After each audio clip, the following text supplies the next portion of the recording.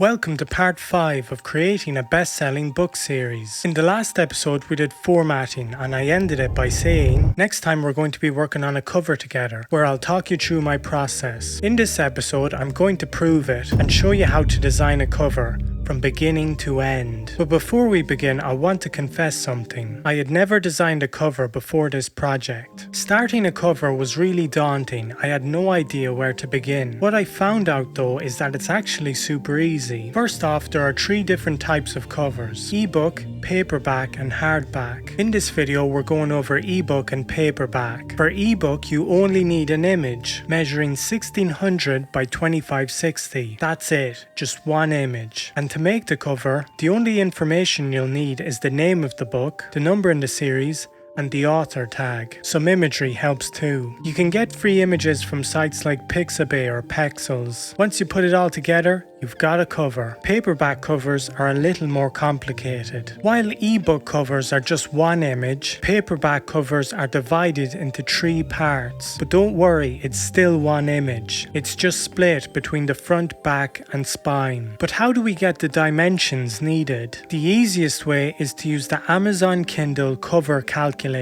Before we can use it though, we need to know how many pages our book is, the final version of the book, not just a draft. So using the calculator, I did a simple paperback that's 240 pages, which is equivalent to 60,000 words, and I generated a 6 by 9 inches cover. The result will look like this: a flat image. The white area is where you put the important information, while the red area is outside the safe zone. Remember, you still have to fill the red area, even though it will be cut off, and you can leave the ISBN blank. Amazon will fill that for you. Let's talk the back cover now. First, you need a synopsis, and a synopsis is different from a story summary. A synopsis is just enough information about your book to entice readers to read it. To make a good synopsis, you want to hype up the drama, and below the synopsis is a quote. You can use a quote from anyone, from an ARC reader to George R.R. Martin. This quote will talk about how great the book is and how much you need to read it. You may also include an author bio, publisher information, and cover artist information. Whatever you decide, I would keep it minimal and use complementary colors. You will also of course need to fill the spine. As before, make sure the title is in the white zone and add the number in the series, so that the viewer will know what episode they're reading. Another thing that's important to consider